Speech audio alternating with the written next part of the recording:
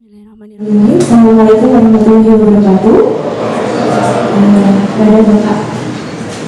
Kepada Bapak Ibu Wakil Dekan Dr. Ira Irawati dan seluruh pengelola Sekolah Pasca Sarjana Universitas Pajajaran saya hormati, serta teman-teman semua mahasiswa baru Sekolah Pasca Sarjana Universitas Pajajaran. Selamat datang di Sekolah Pasca Sarjana Universitas Pajajaran. Pada pagi hari ini sampai nanti menjelang sore, insya Allah kita akan mengadakan acara penerimaan mahasiswa baru Universitas Pajajaran. Nah, pagi hari ini kita akan dibuka dengan sambutan dari kebetulan Bapak Dekan Sekolah Pasca Sarjana berhalangan hadir. Jadi sambutan dari Ibu Wakil Dekan Sekolah Pasca Sarjana Ibu Dr. Ira Irawati. Dan sambutan dari Koordinator Mahasiswa Sekolah Pasca Sarjana Saudara Michael Rianto. Dan nantinya setelah dari ini teman-teman semua akan mengikuti pengenalan dari prodi masing-masing melalui breakout room. Nantinya akan join dari grup di Zoom. Nanti di sana Bapak Ibu Kaprodi masing-masing akan memperkenalkan apa saja sih program-program yang ditawarkan atau fasilitas-fasilitas yang ditawarkan di Sekolah Pasca Sarjana yang nantinya bisa memfasilitasi teman-teman semua, Bapak Ibu semua untuk berproses bersama di Universitas Pajajaran, khususnya di Sekolah Pasca Sarjana. Nah, untuk memulai acara pada pagi hari ini, agar acara pada pagi hari ini lancar dan bisa bermanfaat untuk teman-teman dan Bapak Ibu semua, kita akan memulai dengan acara doa bersama yang akan dipimpin oleh Ibu Dr. Emma Rohimah. Kepada Ibu Emma, kami persilakan. Bismillahirrahmanirrahim. Assalamualaikum warahmatullahi wabarakatuh. Sebelum memulai acara, marilah kita bersama-sama memanjatkan doa puji syukur kehadirat Allah Subhanahu wa Ta'ala bahwa pada hari ini kita dapat berkumpul dalam keadaan sehat walafiat di Sekolah Pasca Sarjana Universitas Pajajaran. Kepada yang terhormat Ibu Wakil Dekan dan kepada para manajer juga serta para kaprodi yang hadir di sini. Mohon izin saya untuk mengawal doa ini secara singkat, dan bagi yang bukan beragama Islam kami persilahkan berdoa berdasarkan agamanya masing-masing. Bismillahirrahmanirrahim. Alhamdulillahirabbil alamin. Hamda syakirin hamda wa yukafihu mazida. Ya Rabbana lakal hamdu kama yang bagili jalali wajhikal karimi wali azimi sultanik. Rabbana zolamna anfusana wa ilam taghfir lana wa tarhamna lanakunanna minal khasirin. Rabbana la tuzigh qulubana ba'da idh hadaitana wa hab lana min ladunka rahmah innaka antal wahhab. Rabbana ya Allah ya Rabbal alamin, pada hari ini kami berkumpul di Sekolah Pasca Sarjana Universitas Pajajaran dalam rangka penerimaan mahasiswa baru Sekolah Pasca Sarjana Universitas Pajajaran. Semoga kegiatan kami mendapatkan berkah dan ridho dari-Mu ya Allah. Ya Allah, berikanlah kelancaran dan kemudahan kepada para mahasiswa baru kami untuk melaksanakan, menjalankan studinya dan mendapatkan hasil yang terbaik. Ya Allah, ya Rabbana, berikanlah keberkahan kepada kami, kesehatan, kemudahan dalam menghadapi berbagai aktivitas ini, dan semoga kegiatan kita pada hari ini mendapatkan ridho dan juga maghfirah dari-Mu ya Allah. Rabbana atina fid dunya hasanah wa fil akhirati hasanah wa qina adzabannar. Subhana rabbika rabbil izzati amma yasifun wa salamun alal mursalin walhamdulillahirabbil alamin. Terima kasih. Assalamualaikum warahmatullahi wabarakatuh. Terima kasih kepada Ibu Emma. Selanjutnya adalah sambutan dari Wakil Dekan Sekolah Pasca Sarjana Universitas Pajajaran, Ibu Dr. Ira Irawati. Kepada Ibu Ira kami persilakan. Terima kasih Bu Dr. Latifah. Assalamualaikum warahmatullahi wabarakatuh. Kenapa ini pada lemes? Harusnya baru masuk semangat ya. Kalau saya bilang pagi, jawabannya pagi, pagi, pagi, ya. Pagi. Nah, itu baru mahasiswa baru. Karena nggak ada ospeknya mahasiswa baru, jadi di ospek sama dosen aja. Ya. Alhamdulillah pada hari ini kita dalam keadaan sehat walafiat, dapat berkumpul bersama-sama bersilaturahim ya, antara pengelola dan mahasiswa. Jadi yang duduk di depan ini adalah para dosen yang juga sekaligus sebagai pengelola Sekolah Pascasarjana. Sekolah Pascasarjana ini bagian dari fakultas yang ada di Unpad ya. Kenapa kok ini sekolah namanya, tidak fakultas gitu ya? Karena di sini ada kekhususan ya, di Fakultas Sekolah Pascasarjana ini kita khusus adalah ilmu yang multidisiplin ya. Jadi kalau yang monodisiplin yang berada di fakultas. Sementara yang di sini gabungan. Pengelolanya atau para dosennya berasal dari fakultas-fakultas yang ada 17 itu ya. Jadi di sini sebetulnya kita ngumbara muncik orang Sunda mah ya. Nanti saya perkenalkan ini berasal dari fakultas mana. Hanya ada 3 orang yang asli dosen Sekolah Pascasarjana. Nah, ini diantaranya ini ada 2 di sini. Nanti saya perkenalkan ya, lengkap dengan keahliannya apa. Apa sih keahliannya dosen-dosen di Sekolah Pascasarjana ini ya. Baik, yang pertama ingin saya perkenalkan Bapak Dr. Njat Munajat PhD. Nah, ini lagi foto-foto. Pak Njat ini di Sekolah Pascasarjana adalah manajer bidang pembelajaran, kemahasiswaan dan riset ya, Pak Njat. Tapi juga mencakup segala masalah yang ada di SPS, termasuk tadi membetulkan audio ya. Jadi kalau di SPS ini karena kita pengelolanya hanya sedikit, jadi multi talenta ya. Kadang-kadang saya juga ngurusin konsumsi, kadang-kadang ngurusin bunga-bunga gitu ya. Nah, semua harus bisa ya. Nah, Pak Njat ini adalah doktor di bidang informatika ya, Pak Njat ya. Doktor bidang informatika, lulusan dari ITB, kemudian juga sekaligus Pak Njat ini S3-nya itu gelarnya 2 ya. Jadi doktor dan PhD, doktornya dari Unpad, PhD-nya dari ITB. Ahlinya di bidang e-government dan data science ya, dan masih banyak lagi. Nanti tanya ke Pak Njat, Pak, Bapak ahlinya apa aja? Pokoknya berkaitan dengan matematika gitu lah ya. Yang paling susah menurut saya mah. Baik, itu Pak Dr. Njat. Kemudian ada pengelola yang lainnya Bu Dr. Dina Octavia, ini tidak hadir karena ada tugas rapat dengan Senat. Beliau doktor di bidang konservasi, ekologi, keahliannya ya, sustainable development, ecotourism, dan S2 dan S3-nya beliau ahli tanah ya, ahli tanah ya. Nah, nanti siapa yang tertarik pada agricultural, nah ini Bu Dina ya, jadi S2-nya dari IPB, S1-nya IPB, dan S3-nya dari University of Harbin, China ya.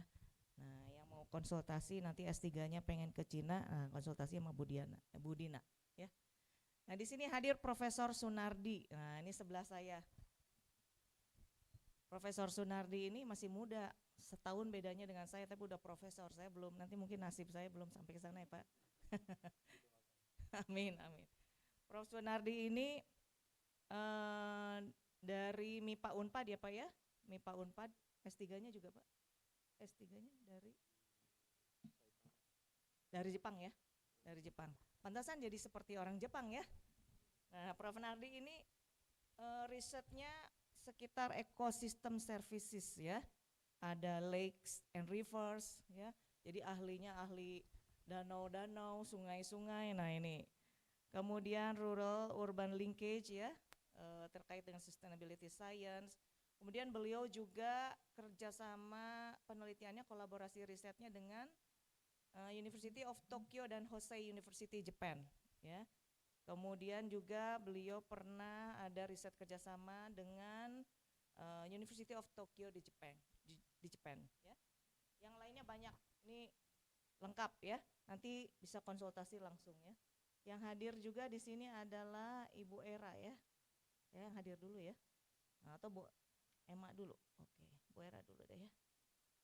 Nah, Prof. Sunardi ini ketua program Doktor Ilmu Lingkungan. Mana lingkungan? Ada? Ya, nah ini bapaknya nanti. Satu orang, Pak? Hanya satu orang? Eksklusif memang lingkungan. 2 orang ya, nggak hadir ya, satu lagi ya. Atau mungkin Zoom ya. Tiga orang ya, tidak hadir 2 ya Pak ya. Baik, nanti bisa private berarti ngobrol dengan Prof. Sunardi ya. Kemudian yang hadir juga di sini Dr. Sabarni Gafar, MSI. Bu Era, kita nama sayangnya Bu Era ya. Bu Era ini ahli kimia ya. S3-nya itu di Unpad, S2-nya di ITB, dan S1-nya di Universitas Andalas sesuai dengan tanah kelahiran ya. Dari Padang. Siapa yang orang Padang? Ada? Tidak ada? Baik, nah ini Bu Era ini ahlinya biosensor RNA ya. Nah, bisa mendeteksi virus dengue, kemudian COVID ya Bu Era ya. Kemudian ada juga jantung ya. Pak, ini banyak keahliannya Bu Era ini. Nah, nanti yang tertarik dengan biokimia atau bioteknologi ke Bu Era ya. Apakah boleh dari program studi lain konsultasi dengan para kaprodi atau para dosen ini? Boleh, sangat boleh ya, sangat boleh. Sekarang ini udah merdeka belajar, kita boleh belajar kemana-mana nih. Ya. Baik, kemudian selanjutnya Ibu Dr. Emma Rohima, sarjana SPI, Perikanan, MSI ya. S1-nya di Unpad, S2-nya di IPB, S3-nya IPB ya. Ini orang Bandung yang membogor. Ya. Ahlinya ahli fishery, food science, dan beliau ini ahlinya chitosan. Nah, chitosan itu apa ya? Senyawa yang diperoleh dari cangkang hewan, betul ya? Cangkang rajungan. Jadi kalau di rumah belanja seafood, makan seafood, nah kumpulin ya. Kasih ke Bu Emma untuk bahan penelitian beliau ya. Bisa dibikin apa Bu itu chitosan? Oh, pengemas. Oke. Ada lagi Pak Dokter.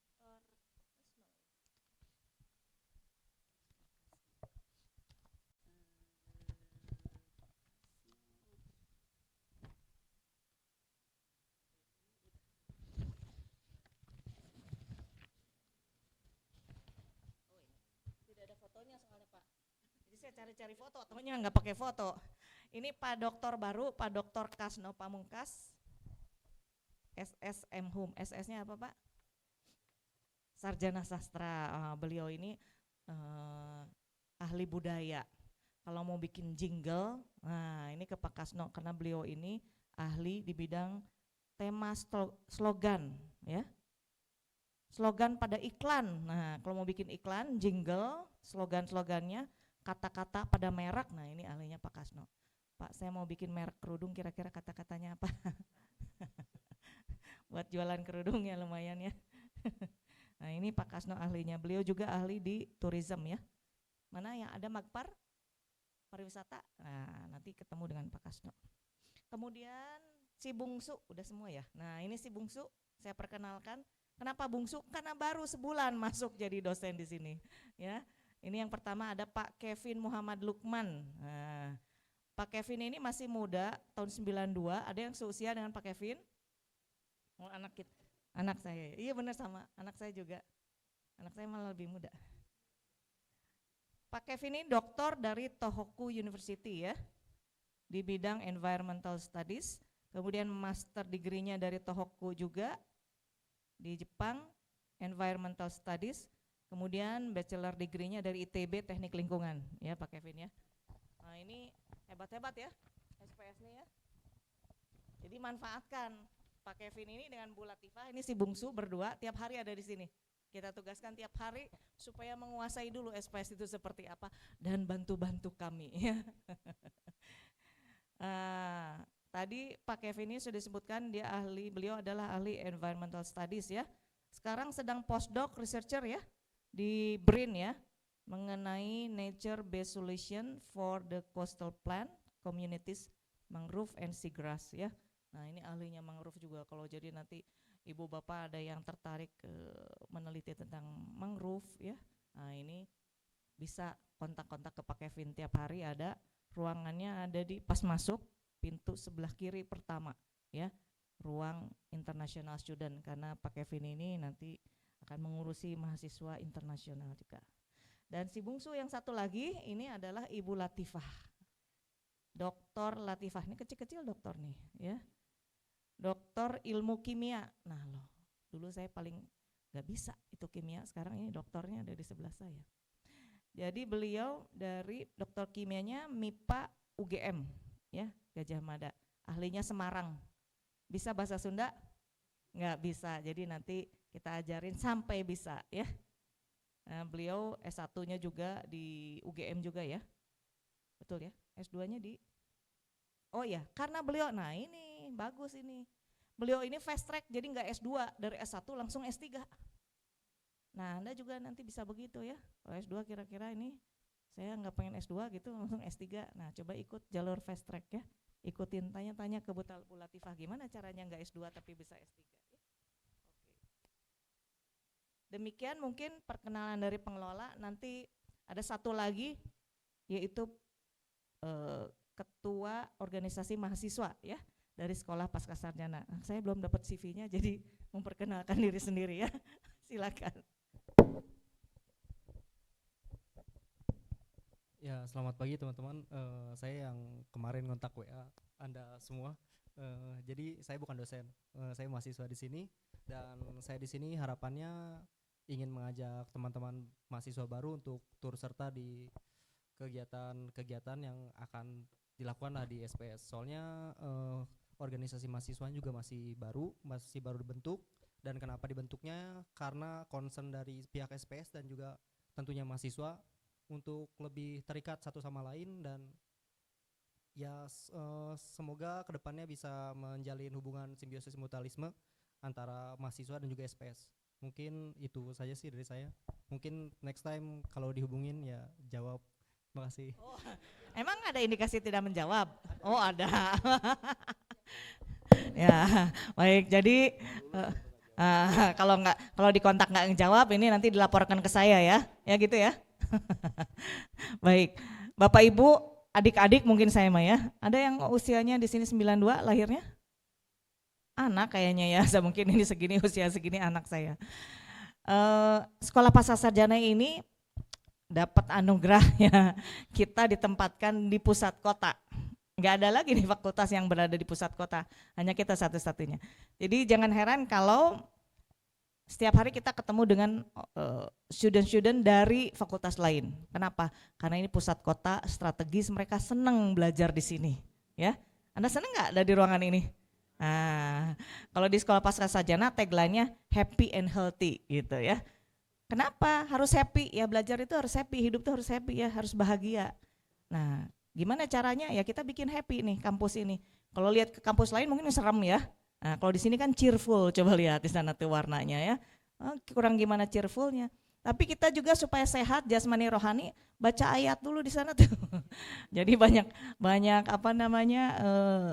kata-kata filosofis di sini ya untuk membangkitkan motivasi dan lain-lain.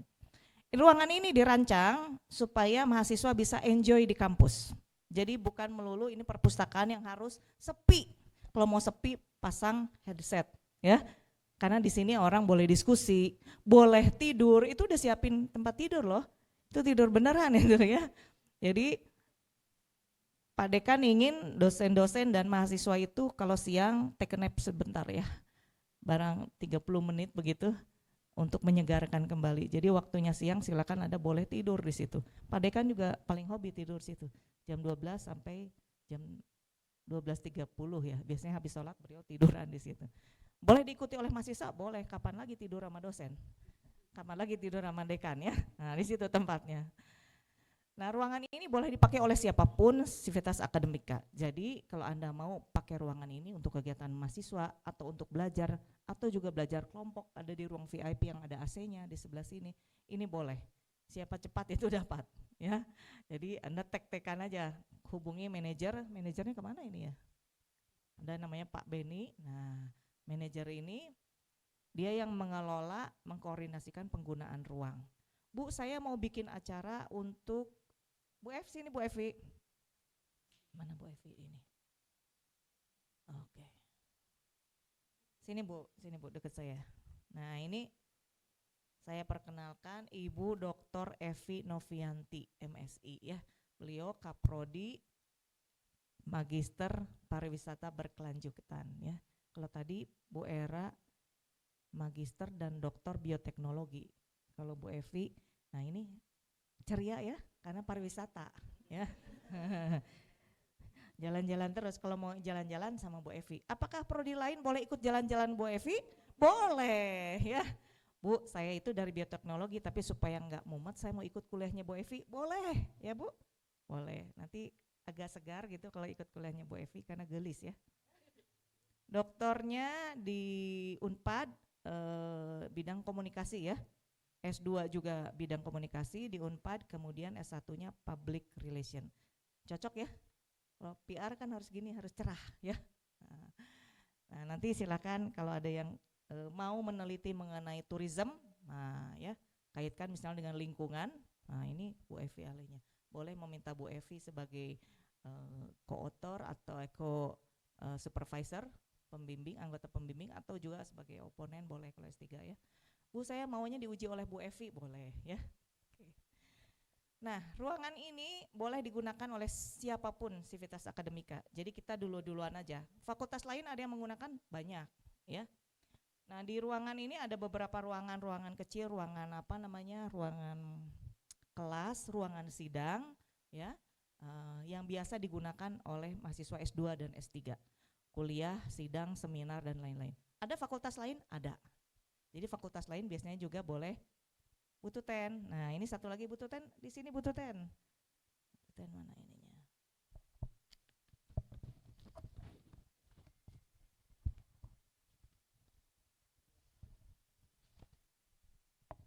Nah, ini Ibu butuh ten tuh nama kesayangan ya. Nama aslinya Ibu Dr. Susanti Witaningsih. Beliau ketua program Magister Ilmu Keberlanjutan ya, atau Sustainability Science. Yang mana mahasiswanya ada? Ada 1, 2, oke. Ini ibunya. 3, satu lagi mana? Gak hadir? Perempuan. Oh ini 3. Mungil-mungil sama-sama kayak kaprodinya. Nah, Bu Tuten ini doktornya dari Fakultas Matematika Unpad, ya Bu ya. Konsentrasinya Natural Sciences ya. Kemudian S2-nya juga dari Natural Environmental Science. Ini angkatan pertama ya Bu Tuten ya. Angkatan pertama ilmu lingkungan ya. Dulu baru berdiri. Kemudian S1-nya dari biologi MIPA. Nah, beliau juga ini pernah mengikuti Staff Mobility Exchange dengan Erasmus Rotterdam di Den Haag ya. Kemudian beliau juga visiting lecturer di Mie University Japan ya. Mau ikut ke Jepang? Nah, ini ikutin Bu Tuten nanti. Bu Tuten ini banyak sekali mencarikan beasiswa untuk mahasiswanya ya. Ada di Mie University, ada di KGU ya. Kwansei Gakuin University ya. Saya pernah diajak juga sama Bu Tuten tuh. Jalan-jalan, saya mah mengawal Bu Tuten. Bu Tuten yang kerjanya sebenarnya. Ya. Nah, di lantai 2 ada fasilitas yang bisa digunakan oleh mahasiswa. Itu kelas hybrid. Jadi kalau Anda mau bikin seminar, bikin meeting ya dengan grup Anda, boleh gunakan itu ya. Di lantai dasar itu ada ruangan khusus untuk mahasiswa, co-working space. Jadi Anda boleh diskusi, boleh makan, boleh minum, boleh ngobrol juga gitu ya. Di co-working space. Bu, apakah boleh sampai malam? Boleh. Nah, ini satu-satunya kampus yang dibuka sampai malam ya. Kalau di fakultas lain jam 4 pegawainya pulang, mahasiswa nggak boleh ada yang masuk ke kampus ya. Kalau di sini boleh sampai jam 9 malam. Oleh karena itu ini kalau sore-sore sampai ke malam ini laku keras karena pemandangannya indah ke bawah ya. Jadi kelihatan tuh lampu-lampu dan lain-lain. Bagaimana caranya kalau mahasiswa mau belajar di sini sampai malam? Nah, tinggal lapor ke Pak Manajer dan atau Satpam. Kalau manajer udah pulang jam 4, ada Pak Satpam di depan, lapor aja bahwa saya mahasiswa ini mau pakai ruangan ini untuk kegiatan apa ya. Saya kira begitu ya. So I need to get some notes. So with us here today, we have Professor Nasrul Watoni. He obtained his PhD degree from the Graduate School of Pharmaceutical Science, Kumamoto University, Japan. And he is now working as a professor at the Department of Pharmaceutics and Pharmaceutical Technology, Faculty of Pharmacy, Universitas Pajajaran. His main research topic is related with a novel drug and cosmetic delivery system, including polymeric nanoparticles, hydrogel films, hydrogel spray, neosomes, and liposomes, in addition of his interest in pharmacy informatics. And he has been granted with multiple research grants, for example, from DICTI on a startup digital business as one-stop solution for national online pharmaceutical. In addition, he also has so many publications in reputable journal, and one of them, the recent one, is on nanosmart drug delivery system, in the highly reputable Pharmatic Journal. As well as Professor Nasrul has multiple books written on the topics of herbal ingredients, nanoparticle, and cancer prevention. So once again, please give him a big round of applause for Professor Nasrul.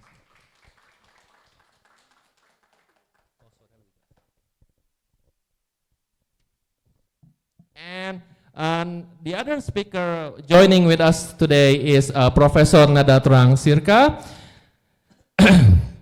She is from the University of Primorska, Slovenia. Her research team focused on management, quality assurance, labor market, and higher education. She has also many research publications, and one of them, the recent one, is with the title of Responding to the Needs of Disabled Students in the Light of COVID-19, and also a highly cited publication on the research of the mission statement, organizational culture perspective.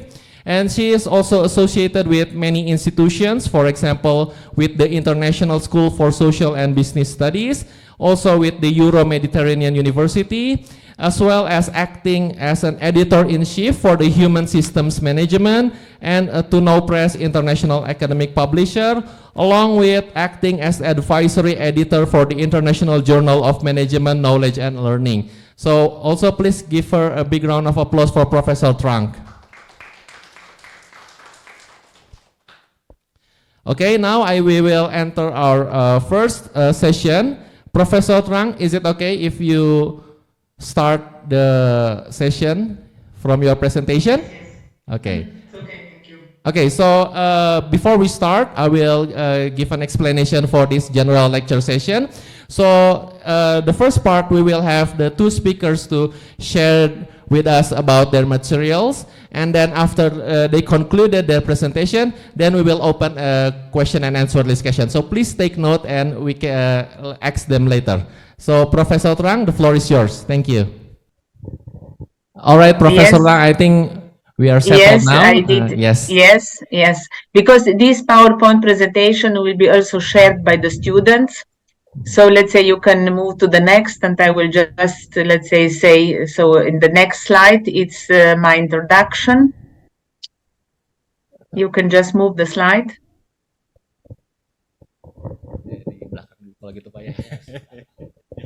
Yes, then go to the next one. I explain, go to the next one. So this is my introduction about myself.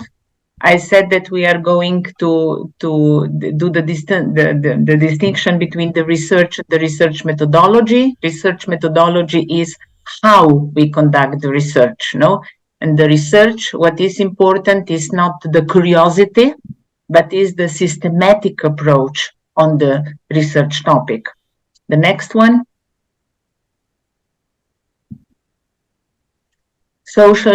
I said the social science research, it is dealing with human society and the behavior between the people that has many disciplines, from psychology, sociology to the economy, and that the scientific methodology together analyze and interpret the data could be qualitative or quantitative. Next one, please. So as all the research, why we are doing the research? we would like to enrich the knowledge. And this is also the purpose of the master and the PhD. And if you want to enrich the knowledge, you have to be original. So you have to investigate the original research problem and in the original way. And with this you also got an insight in the dynamics and the patterns in the society, in the culture, and also when you study the individuals. Next one. So the purpose, what is the purpose of the social science research? Even if we are in the social science, even if we are doing, let's say, more or less quantitative research, the main purpose is to understand. It's to understand how about hows and whys of the human behavior. On one side, in the social science, we still can prove some patterns, but on the other side, we would like to go deeply and to understand what is happening in the society. The next one. As I said before, it's the big distinction between the quantitative and the qualitative approach.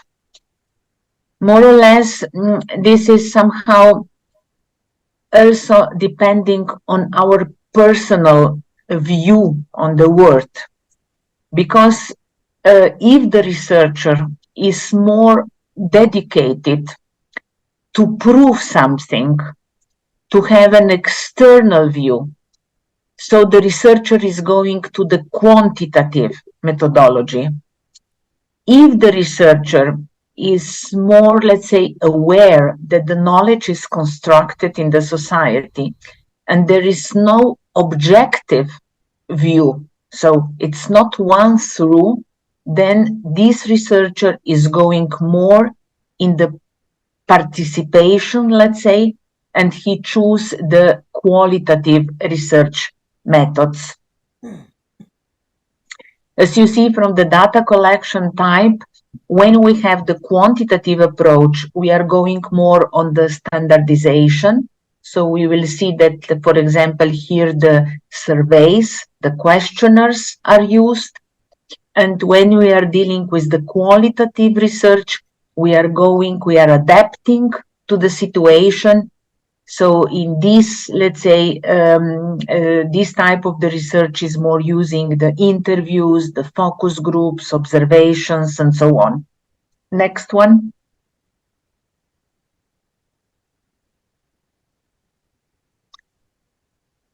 Did you heard about the paradigms, the positivist and the non-positivist paradigm? Yes. So let's say this is the standpoint of the researcher. And if we are looking on the left side, it's about the philosophy. You are going for sure to learn about what means ontology, what means epistemology. So in the epistemology, if we did the positivistic paradigm, we really try to be objective.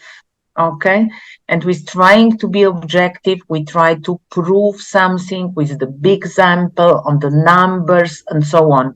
So you see in the third line is about the methodology and the methods.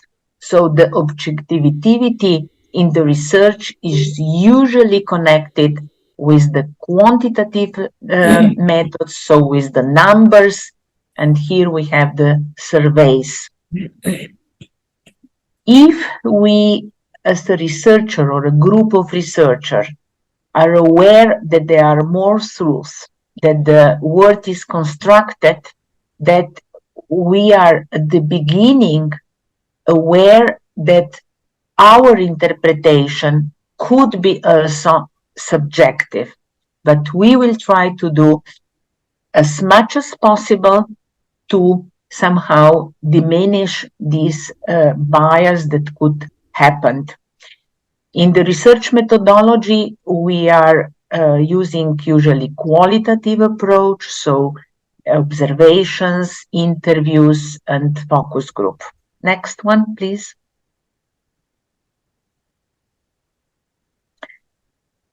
Yeah, I will skip the video, but here you have the link. So it's the Thomas Kuhn, The Shift of the Paradigm, very known, let's say, theoretical concept. And it is about the theories, how the theories are constructed, no?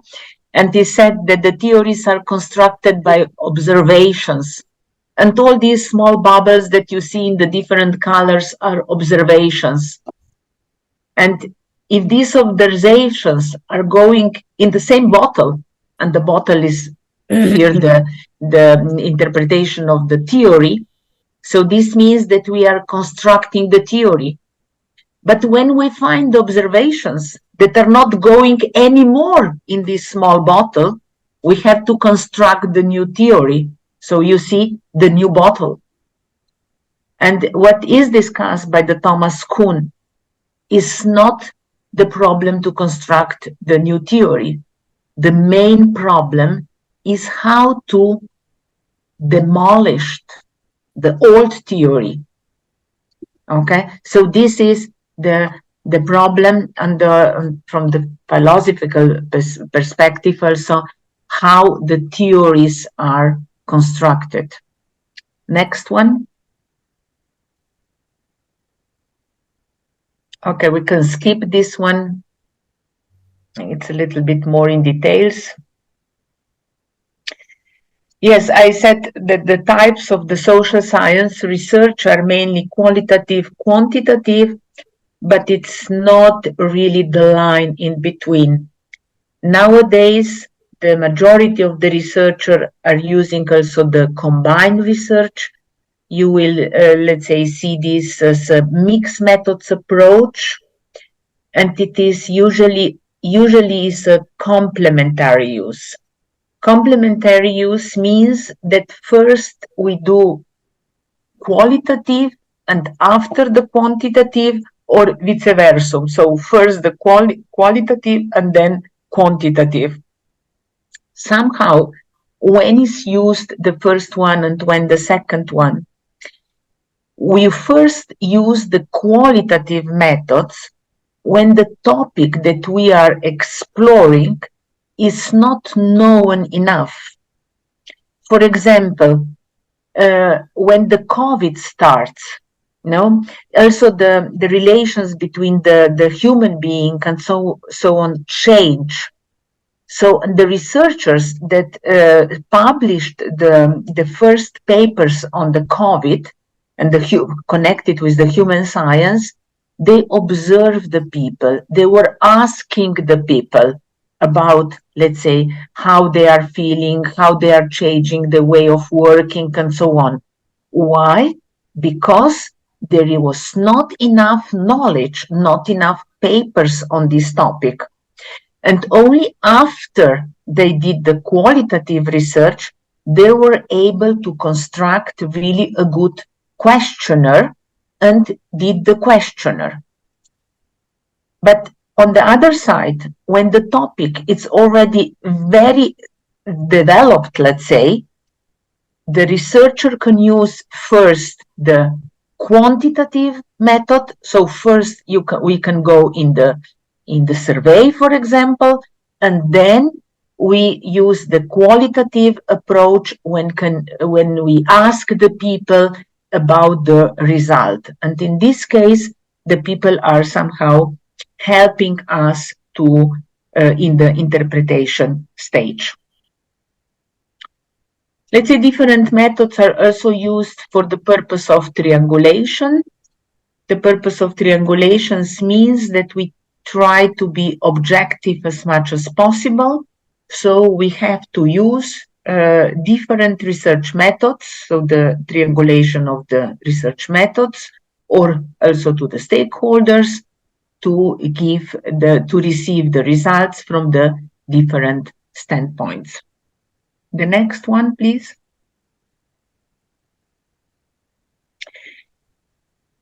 Yeah, you see here somehow this, let's say, table that it's a summary, somehow very simplified summary. On one side, we have the data collection methods.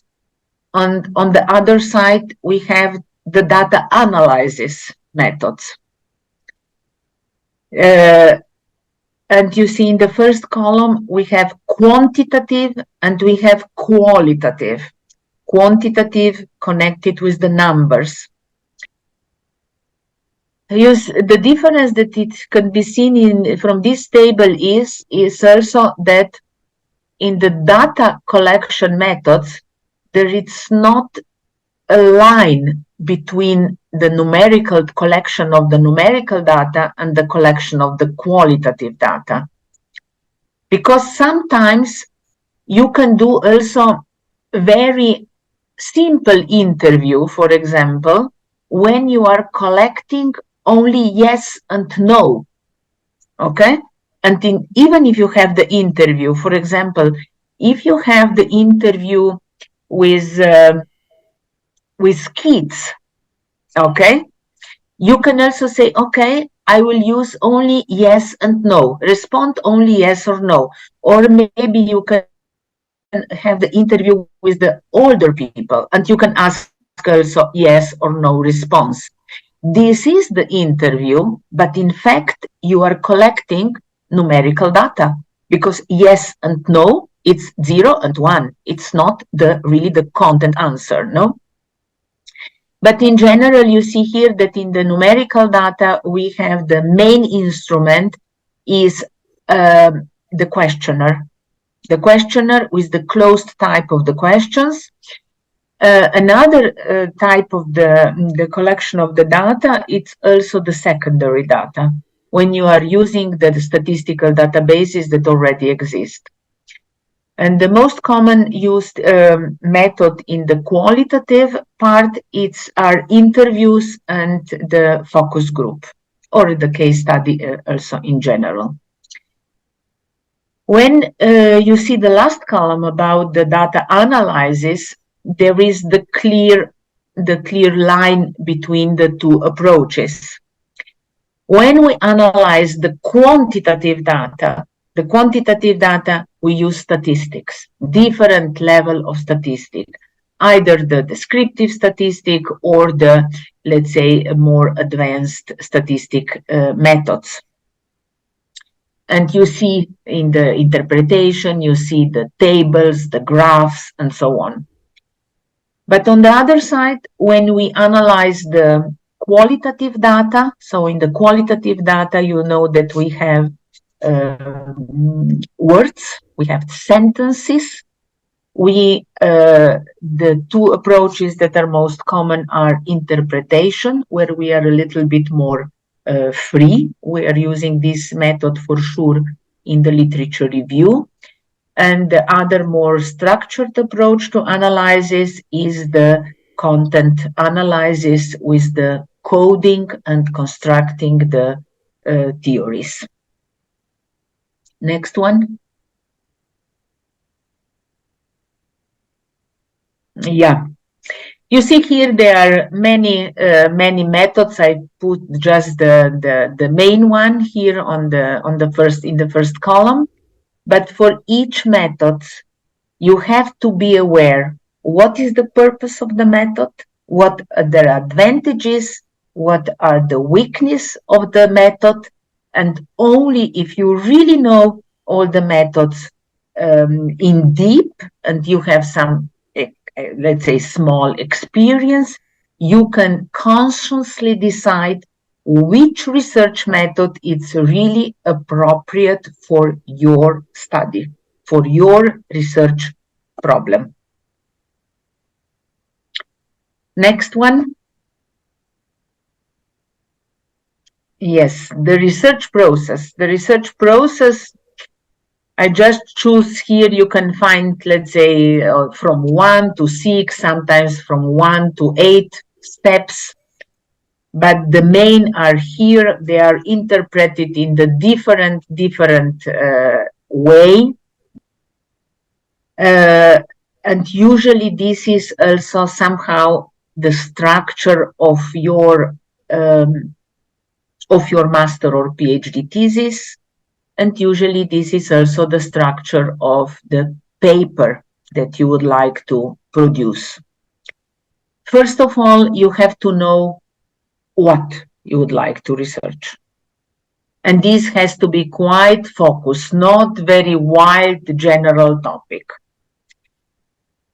Then you have to be aware that you are not the first person who is really researching this topic. So you have to study what has already been researched, what are already the results in the area. And is it expected that as a student or as a researcher, when we approach the new topic, we are looking on the literature review? So this means that we are reading, studying quite a lot before engaging in our own research. For sure, you are going to learn in your study how to do the systematic literature review. So how to really to select the right papers, the right books that you are going to investigate. When you read a lot, you can still adapt your research questions. So you see, you are going back to the step 1. And then when you read a lot, when you have the focus on your research question, you are mature enough to make your research design and methodology. So in this stage, you decide which methodology are you going to approach, qualitative, quantitative, or mix? Which methods are you going to use? But this is not enough just to choose the method. Every method is connected with the sampling. You see in the second row, in the step 3, is the sample selection of data collection techniques. So you have to know, if you said, okay, I will do the questionnaire. Yes, it's okay, the questionnaire, but to whom are you going to deliver the questionnaire? To how many persons? What are the characteristics of this person? So this is sampling. And also, if you do the interview, you have to decide how are you going to choose the people who will give you the research interview. So this is in the step 3, which is one of the most important in your study. When you decide on the research methodology, you start collecting data. So you start to do the questionnaire, the interview, you are collecting the data in the systematic way. And when you have the data, you have to do the analysis. Just doing the analysis, it's not enough. You have to interpret the data. So this means that you are somehow drawing also the conclusions related to your research questions. This means that you are asking yourself what the data are talking about related to my research questions. When you do the interpretation and conclusions, you have also to communicate the results. The communication of the results in the area of your study is to have the presentation of the master thesis or the presentation of the PhD thesis. So you are communicating the results to the commission usually. If you are already the mature researcher, the communication of the results is publishing. So publishing a paper in the journal, or you can also go to the conferences. Next one. Next slide, please. Every research that we are doing, the previous one, the ethical, the previous one. One slide back, please. Okay. So the ethical consideration is the must in the research. Okay. Especially in the social science. What this means, in general, means that we have to respect the rights of the other people and the privacy. And this means in the both situations. So we have to respect the participants of the questionnaires. We don't have to somehow give them the questions that's very difficult to answer or that could affect their privacy. And when you are doing the interviews, it's even more important this. Usually at the universities, you have the ethical commission.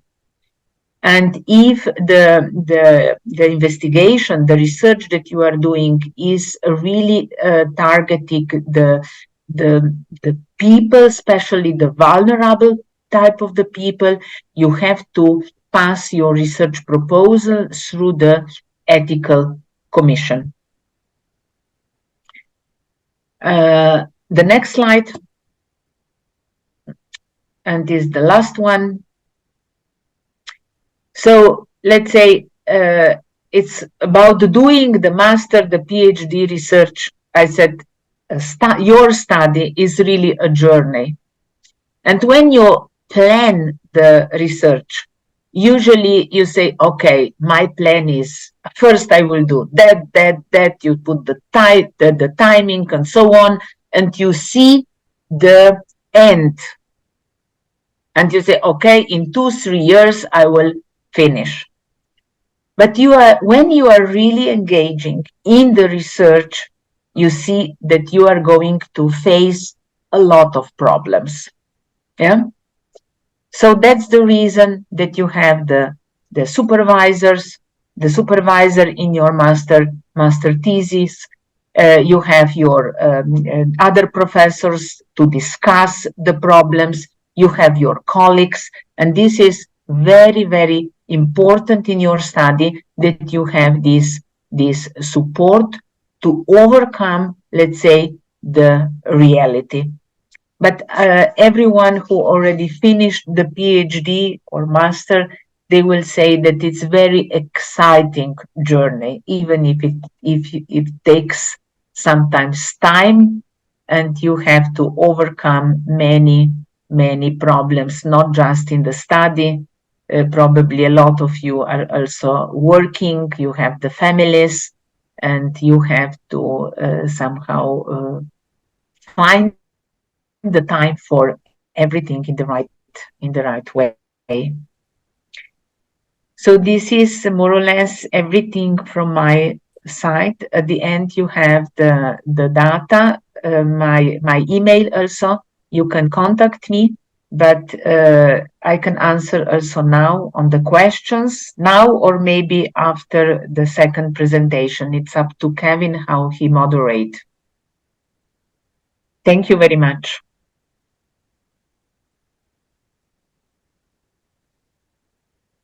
It's my honor to be here. My pleasure.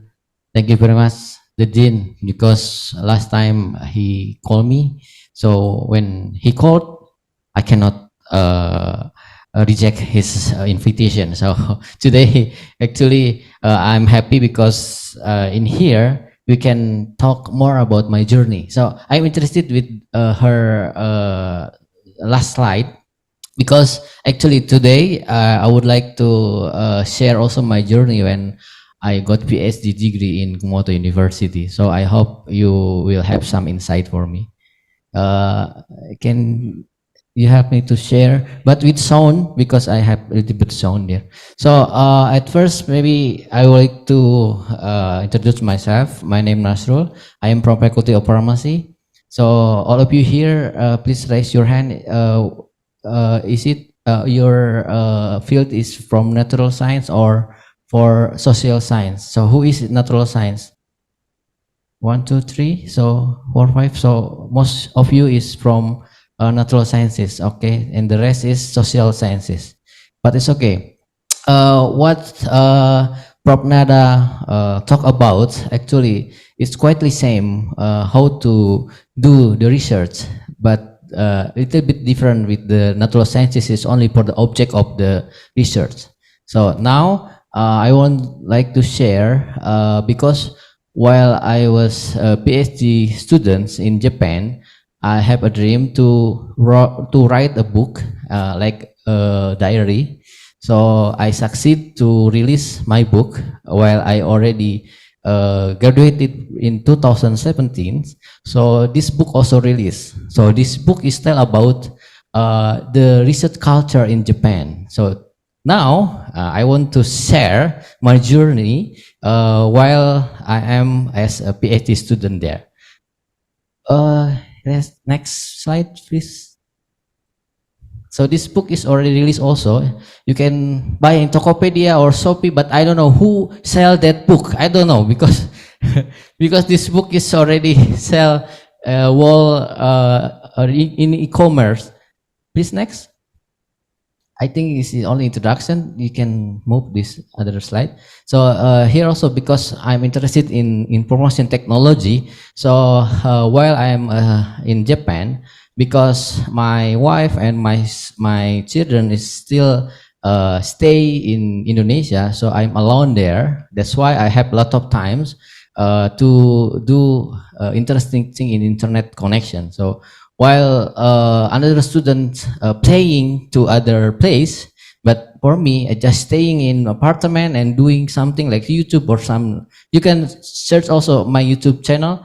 You can subscribe to me also because it's already 8,000, but later I already avoid that YouTube channel because there's only to fill my time in Japan. Please next slide. So you can play this one. Can you next? Because it's so automatically. This is PDF or PowerPoint. So can you move back to the previous slide and click the black one in the box? Yes. Please click that one. It can be clicked or not? Yeah. Okay. Okay, it's okay.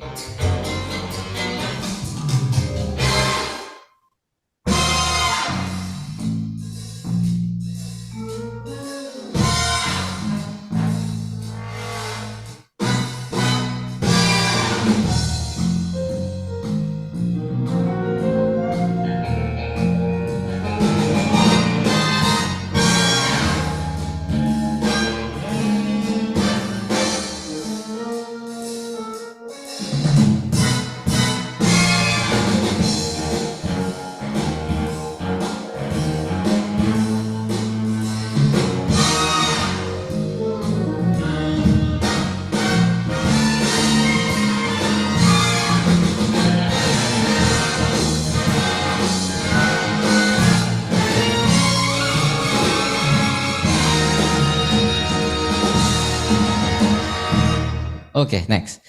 So you can next please. Here is for free. You can scan barcode, so you can download from Android. But nowadays, because I think it's already 4 or 5 years ago, so it's already deleted by Android Play Store because I didn't update about the application. But you can download this link and you can read my book, and also you can buy the book. But I don't know who sell that book. I don't know. Can you next? Let's go to the next slide, please. Yes, here is my timeline. So I think you also have own timeline. I mean, we cannot change the past, but we can change the future. Okay, this is my timeline while I am as a lecturer. So in 2005 to 2006, I have assigned to be a lecturer in Universitas Padjadjaran. Then as a lecturer, so I continue my master degree in ITB. And in 2009 here, I just remember that I'm thinking who I am, what will do in that time. So here I want to show you just not only for doing research in natural science, but I want you to think after you finish this doctoral degree or master degree, what will you do next? So that's why I want to share. This is my experiences. In 2009, I need to find a tutor. Why I find tutor? Because when I was a lecturer, so I need to find which one the lecturer who can care to me, who can guide me, because it's important. Then after finish the graduate a master degree, moved in 2010 in here. I remember that our dean, Professor Iwan, later is as a vice rector of academic. So in that times, the publication in journal in Unpad is still in limited number. So not like today, many journal and many publication. But in that time, we just think that how to publish article. So the method is I search the thesis, the bachelor thesis is already in the library like this, and then I search the file, then do for the publication. So it means publication after the study done. So that's I did last time in 2010, and also in 2011 also I tried to publish, but it not in reputed journal. So like India, Pakistan, that is my black memory. So, but this is my experience, because from this experience I can learn that, oh, I see, I can publish easily, but that is not the point. The point come when I studied in Japan. So here, after I graduated, I remember that we need to self-introspection, then we need to be yourself, be myself, and then we need to build our research roadmap, because previously I follow every lecture, this lecture doing this topic, so I follow them. And another lecture also doing the research, and that's in that time is very new or novel, so I follow that also. But nowadays, after we in graduated in PhD degree, or maybe here in your case in master degree, please be yourself, and that is the research that will be for your future. Okay, so please make your own research roadmap. Please next. Now here maybe flashback. So this is only me. That's last times I'm only person like a general person who live in Tasikmalaya. Then I have a dream and go to Japan. And last time, alhamdulillah, only 3 years, and I can publish 3 publication in Elsevier, Q1. So each year is 1 publication. So I already graduated from Kumamoto University with 3 publication, 3 journal. So maybe that's why I want to write a book and to share, especially for me. Then maybe it will be it will be have, or it will give an advantages for you also. So here it's time for me to share my book inside. Next, please. Just pass. You don't have to watch my video. You can see in my YouTube. Next, just click next. Okay, this is only my memories. This apartment and some you can see in my YouTube. So here is the place that I just thinking about myself last in 2014 to 17. So I have a bad memory also. Please next. In 2018, I think you remember there is a earthquake in Kumamoto University, and I was going back here. because the situation is not good there. This is my bad memory, but I cannot make that memory to be forgotten, because it's like the most memory that I cannot forget also. Please next.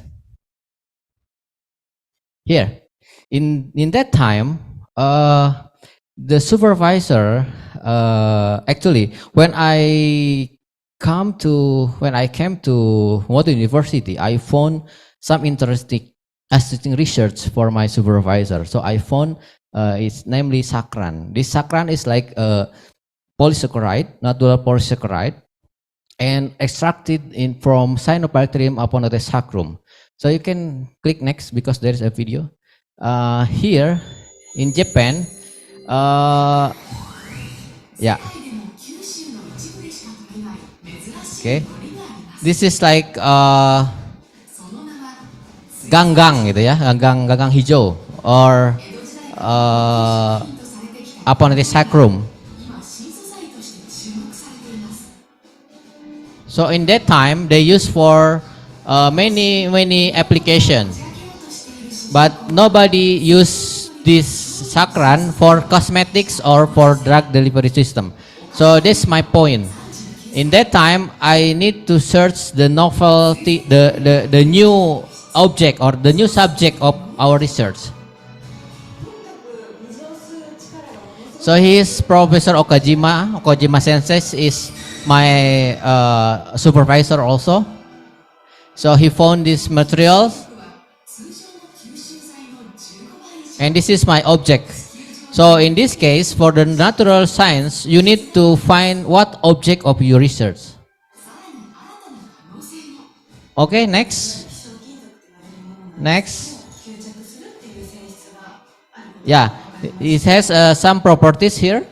So these properties make me as for main object of my research in my PhD degree. Please next.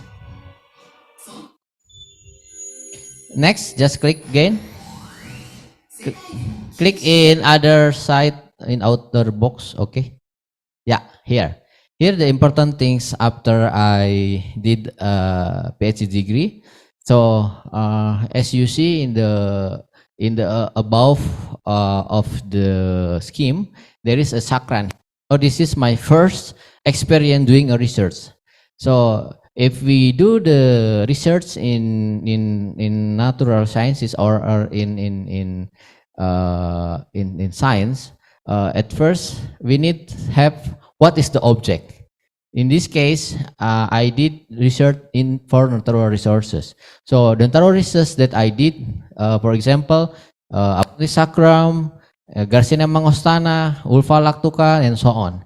And then the topic, another topic is connected with the other object, biopolymer. So because my study is about drug delivery systems, so in this case I use some biopolymer. So first saccharan, and I think that saccharan is only like a compound that only can be found in Japan. So this is we should think also, because when we want to do study, so I need to import that materials. That's why until now I finished with this topics with saccharan, but I search another polysaccharide which is abundant in Indonesia. So for example, pectin, ulfan, chitosan, alginat is ready to use in Indonesia. That's why I changed the topic for the biopolymer, not in saccharan, but another type of polysaccharide or biopolymers. And in this case also we have active compound. So active commercial ingredient like curcumin, secretum, this is like object also for our study. Then this is like delivery systems. So the methods, it's correlate to what will we do in our research. So the methodology, we need to find what method that we want to do in our research. Then later, when we create or when we think that our output is for the publication, so most publication in the reputed journal, we need to create like application. So not only create a product, but also we need to do the application. For example, here, for wound healing, for antioxidant, breast cancer, anti-acne, anti-inflammation, and so on. So in your case also here, if you want to do the research and you want to publish in reputed journal, so you need to find what is the purpose or what is the function of your material or what your objects. Okay, and later this is output. So what's output? Because when we find output is journal publication, patent, and also products, it will be different. Product, it means like marketable. Marketable different with the publication. With publication, the first thing is novelty. Okay, please next. And after we create the topic of our research, then next we need to do or we need to create roadmap, research roadmap. This is important for you, especially for who work as a researcher, because when you want to submit a grant, the first thing the reviewer give a mark is roadmap. It's about 40% for the value of or for the reviewer to what it is like to review the your proposal. So here, for example, I have the roadmap for hydrogel film for recurrent after stomatitis, then for hydrogel secretome, August diabetic. So we put some experiences here, publication in previous journal. This is our publication. Then the next, please. We have also another research roadmap. Yes, this is Sakan film. Last time we did in PSD in Japan. So this is my roadmap and already published in some journal. And also nowadays I got a grant for the brain, an LC hydrogel spray for August diabetic. So this is just I want to show you that not only do a research, but also we need to create the roadmap also. Please create the roadmap for your future. Okay. Next. Next. Yeah. Here is the important things I already wrote also in my book. Next, please. So the culture of our research should be like this research cycle. So last time I think that publication is not a part of our research. That is wrong, because publication is connected. Publication is final part of our research. So not separate with our research like this. The first is I think same with Prof. Nada. Think, plan, and discover, and gather, analyze, write, publish, and also share impact. This research cycle should be done by the students and also the researcher here. Why? Because when we think that when we want to start our research, when we already think that we want to publish in Nature, for example, it's very difficult. The Nature have some methodology there, some experimental that we need to do. If we already read it, that publication or that paper, and we search in our university in Indonesia, there is no instruments, there is no material, so we cannot do to publish in Nature. Okay, so we can decrease our output target, decrease to another paper. For example, Taylor Francis drug delivery. So we can find first the paper and see the experimental section there. One by one, we can check about material, about instruments, and if we can do in Indonesia, so we can publish there. That's why that if we want to start, just we need to think first, what is our output, please. In the previous slide, I already mentioned in research topic. So mostly in my research team, the output must be publication. That's why when the student come to me, I ask them, what will you, or where you will publish your article, where you publish your thesis or your dissertation. When you say that's Q1, okay, let's go. Or when he said that Sinta, okay, you just slip and go. It's easy. The problem is when the student asks to me, then she want to or he want to publish in Nature, so this will be challenge for me. Okay, next. Yeah, here is some part of my book. So you can find in my book here. So maybe today I just want to share what I did in Japan, doing research in natural sciences. The first is standard operation procedure, research logbook, statistical analysis, digital file management, discuss and report, consistent and presentation. So maybe we can explain one by one. Next. Okay, I think you remember also in Tohoku also, because the Japanese students has some good manner also, because there is like senior sensei and senpai there.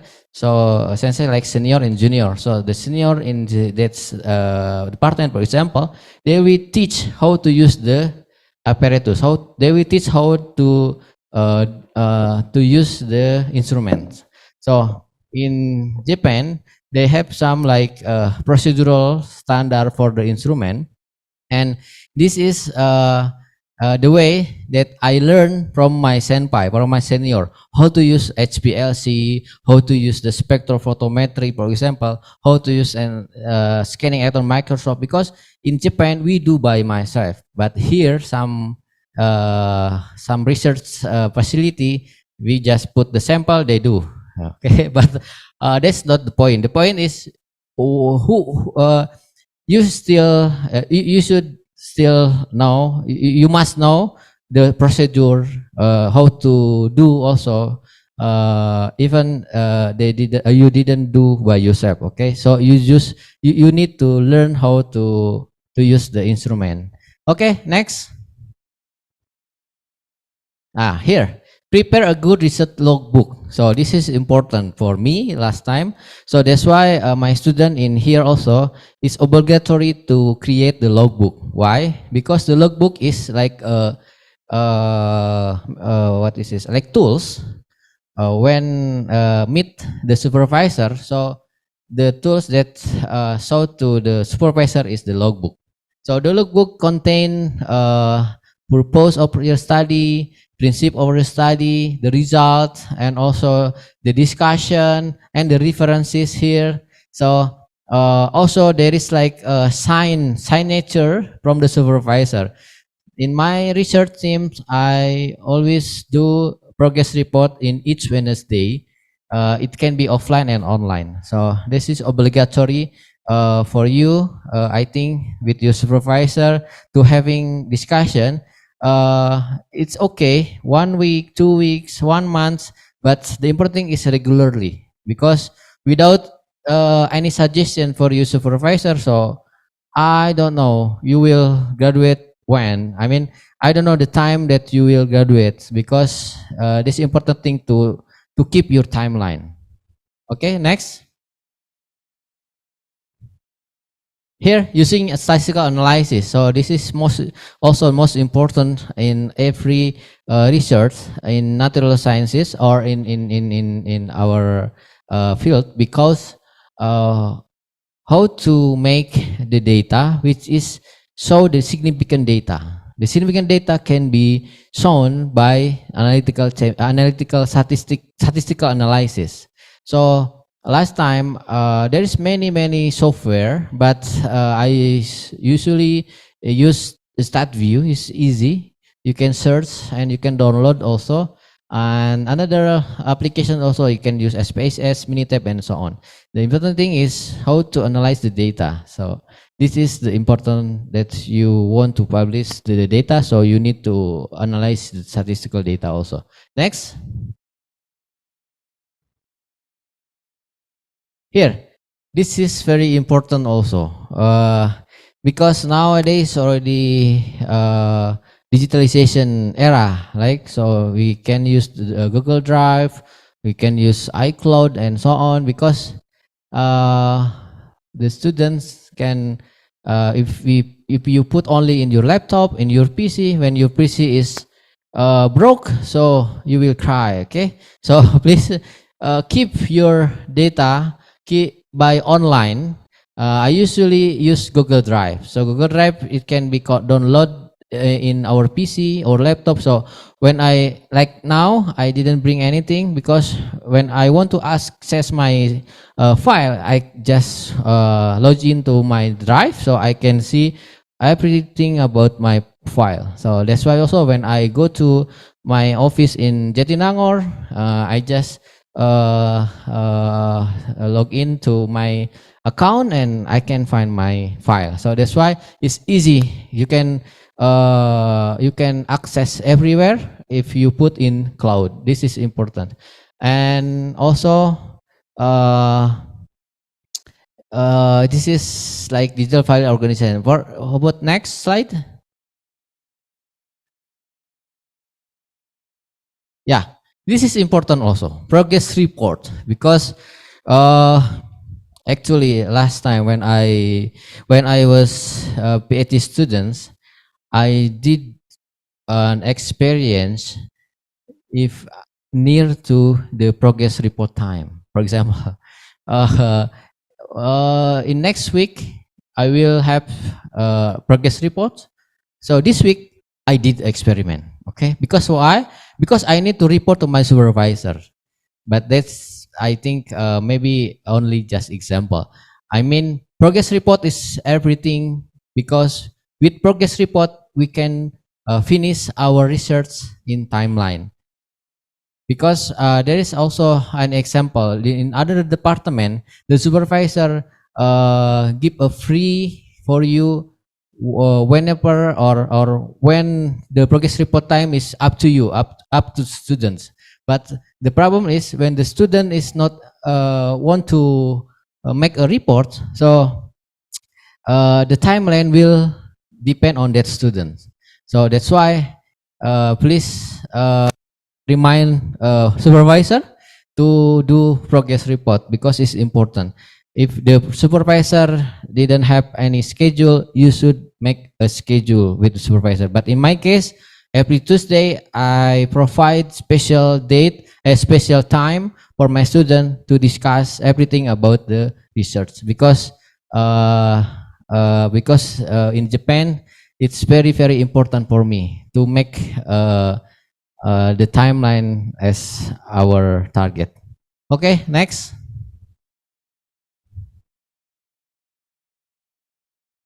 Yeah, here the example of progress report format. So beside the logbook, we need to create the progress report format. This is this is obligatory for my students in my department. The first thing is we need to create your name and your time, and also this is the report is first week, second week, or third week. It depends on you. And there is a topic and title and purpose. So in one page there is a purpose of your study and also result of your study and methodology. So in this case we can learn and we can discuss with our supervisor. And also the important thing is the result from the logbook we put in here with the format of our publication. So for example here, this chart is the style is already fit with the paper our paper output or paper publication. So it's easy when you already finish your work, you just put to another slide and you can publish directly to your publication. So this is the progress report is like how to maintain our data, that this data will be collected by us, then published to the paper that we want. Next, please. And finally, here, the important thing is unification and consistency of text and image format. So this is the way that I talk to my students, that when you create your report, you need to unify the font, legend, diagram, and what is color. So that's why this is make easier when you want to publish in the paper. So when the progress report, you have a consistency. So later on, when you want to publish the data, it's easier. Next, please. So finally here, the presentation of research paper seminar. So in each department, usually last time in Japan, in each Wednesday in 7 o'clock, so each student need to present their paper that's related to their research. For example, you found the research paper already published in the reputed journal, so we learn and we present to the sensei, and this is the part that automatically make our mind wider. So when we want to publish in that journal, we already learn how that journal discuss the research or discuss the object of our research. That's why research paper seminar is important. In our department, the research seminar will be held every Tuesday and Wednesday in 1 p.m. So each student need to present their relate publication with your research topic. Next.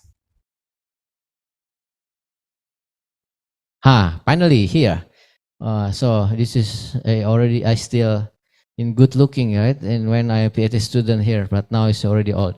Oral or poster presentation. So this presentation is important. In Japan, in here, we go to the seminar.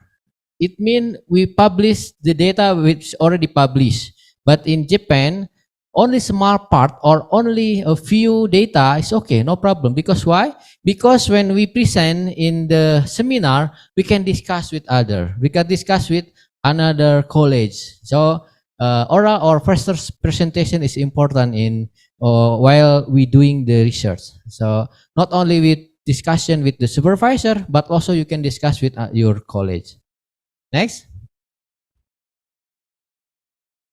Yeah, finally, this is my last slide.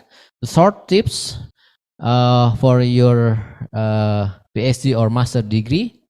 The first is, who am I? So you need to define what is yours. I mean, what do you want here? If you want to be a master or PhD and continue your career, so that's already good point. But another thing is, I want you to find your idol. So your idol, especially your idol in your work or in your job or in, up to you. You what do you want? So that idol can guide you to be the idol. But I remembering you that you don't have to be same with that idol. You need to be different later with that idol. For example, my idol is Prof. Rizky. Now he is a director of the RPM in the Universitas Padjadjaran, but he has another field. So I have my own field. So we don't have to copy paste all 100%, but we need just take the positive thinking or the positive ways from the idol. Okay, I think you got it, the point. And the later is, whatever the systems and I mean whatever you and also whatever your idol, but if the system in here and also the environment, I think in graduate school of Universitas Padjadjaran is already has a good system and a lot of environment which is promote you for succeed in the PhD and master degree. So you already in the good place. You already in the right place. The problem is maybe in you. Okay, who am I and who is your idol? So I think I hope this short tips can make you more. What is this? In Japanese is gambarimasu. So it make you more.